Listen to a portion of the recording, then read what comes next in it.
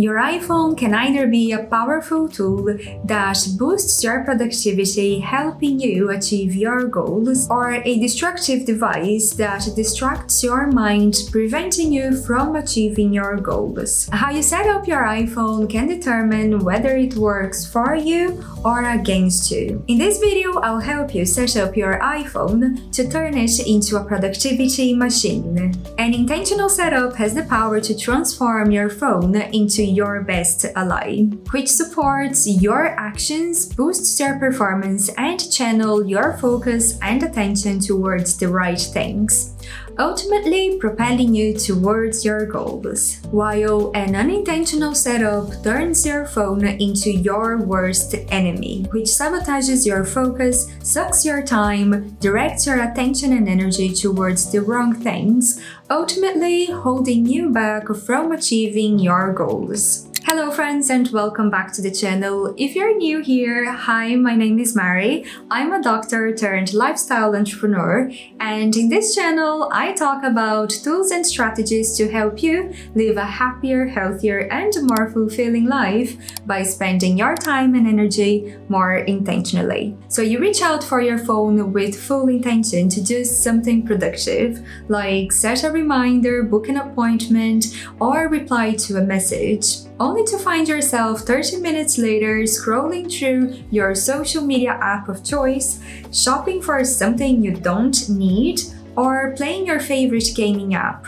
And just like that, your phone sucked 30 minutes of your precious time. If that sounds way too familiar, don't worry, we've all been there. This happens to the best of us. Technology was designed to keep us engaged and entertained. To prevent this unintentional excessive use of certain apps, you need to intentionally set up your digital environment so your phone works for you instead of against you. The good news is that you are in total control of your digital environment.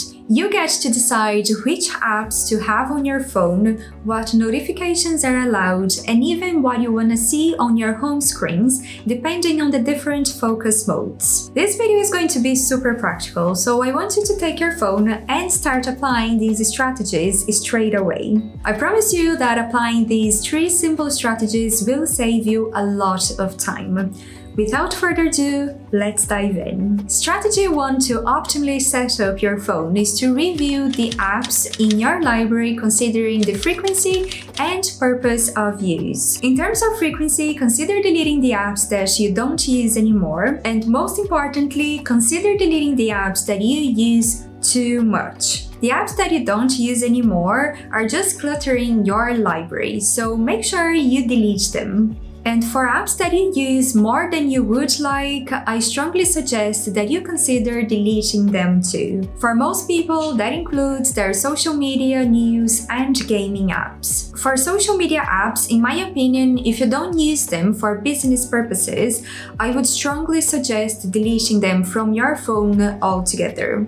You can use the web browser app to catch up with family, friends, and your favorite influencers while limiting the amount of time you dedicate to it every single day. I use this extension called Stay Focused, and I absolutely love it. I allow myself to spend 10 minutes every single day on social media, and once the time is up, the app just won't open. Now, if deleting the app sounds too extreme for you, I suggest that you at least log out from your account on your mobile app. Doing that will prevent you from mindlessly opening the app and spending hours scrolling there, because every time you open the app, you're going to see your login screen, and that gives you time to think if going on the social media app really is what you want to do with your time in that moment. If in that moment you consciously decide that you want to go on the app for a specific reason, reason,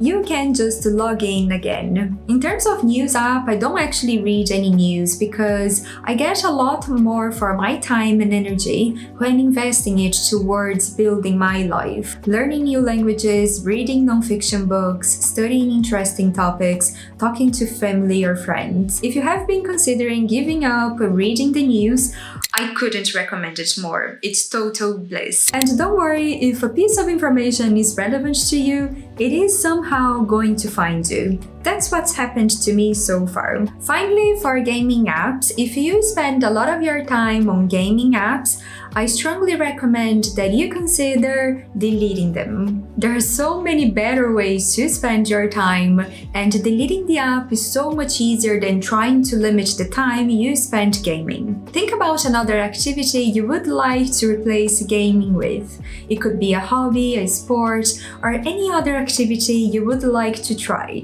In terms of the purpose of the app, I want you to keep in mind your goals and aspirations for the year or for life in general. Here, we want to ensure that the purpose of the app is aligned with your personal goals. And we are going to apply this strategy in 3 steps. First, we're going to review your app library. Second, we're going to consider deleting the apps that are not aligned with your goals. And third, we will consider adding apps that are going to support you to achieve your goals. And this step is all about designing your digital space to make it easier for you to do the actions necessary to achieve your goals. Let's say you have a goal of living a healthy lifestyle.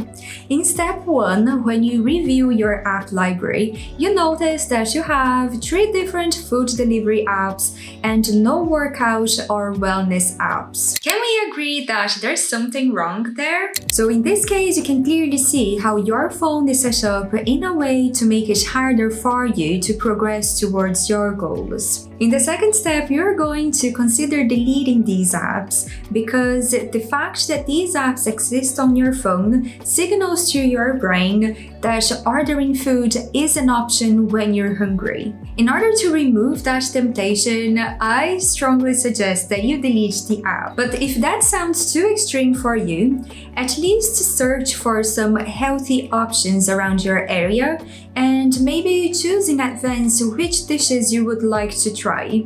So next time you're hungry, you don't order that full-on pizza and burger. Maybe you go for a healthy version of something you like.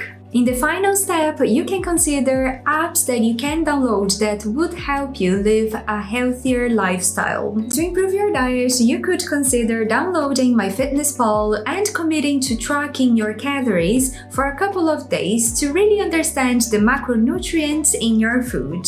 You can also create your own recipe library with 3 to 10 healthy meals that take you under 15 minutes to make, because that's how much time it takes for you to get food delivered.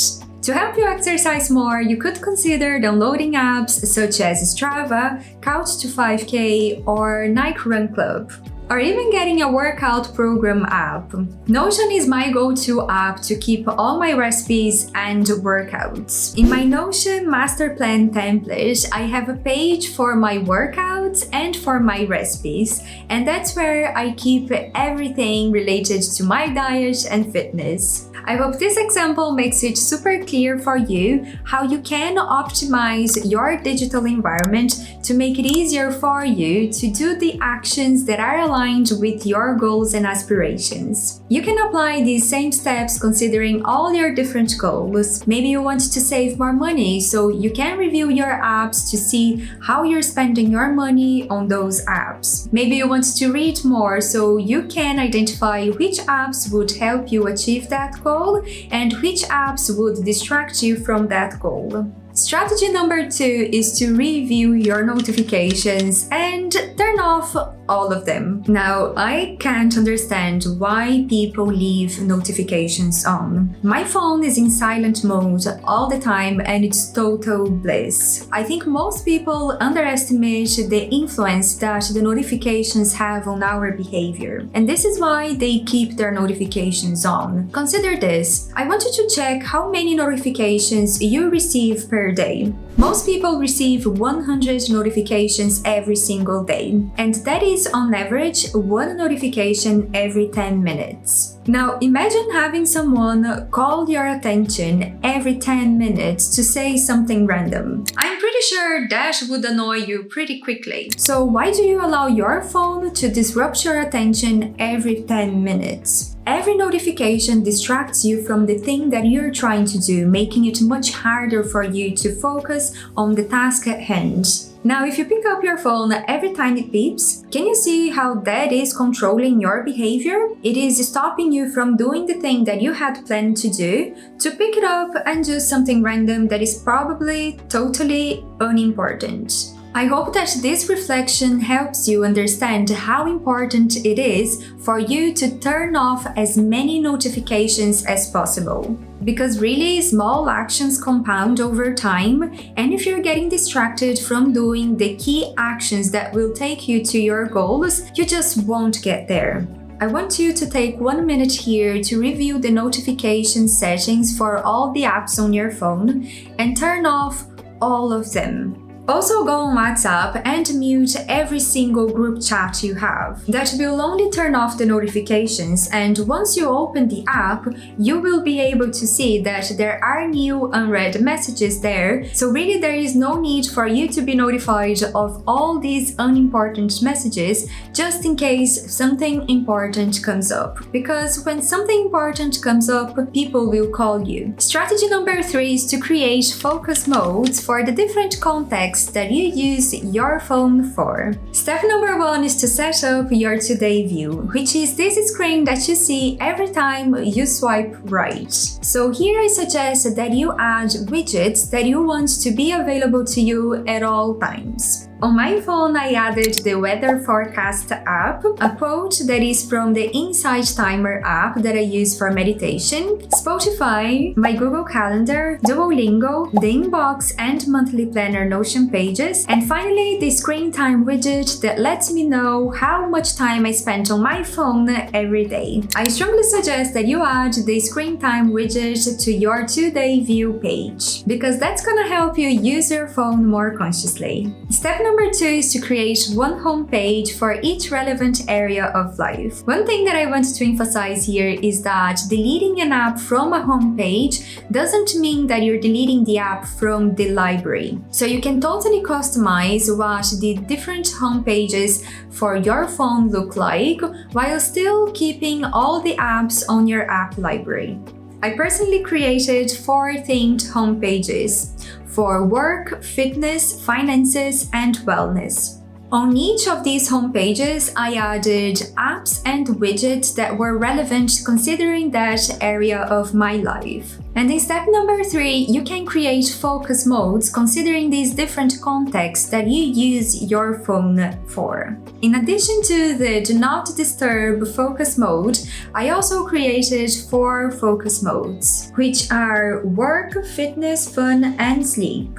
And for each of these focus modes, you can define the notifications that are allowed. You can also customize the images behind your lock and home screens, and finally set a schedule based on location, time, or even which app you open. For example, for my fitness focus mode, I have it turned on based on my location, so every time I'm at the gym, my phone is in the fitness focus mode.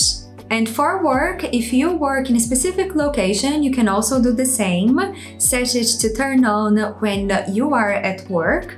In my case, because I work from home, I have it set to turn on depending on the time of the day. And for the sleep focus mode, I also have it turned on when I would like to start my nighttime routine. And if you drive every single day, I would suggest that you set up a driving mode where you have easy access to the apps that you may use while driving. That might be a navigation app or an app to listen to something while driving. Thank you for watching. If you made this far into the video but haven't taken any action, I have a quote for you. If you always do what you've always done, you always get what you've always got. So if you want to change your relationship with your phone, you need to change something about your phone.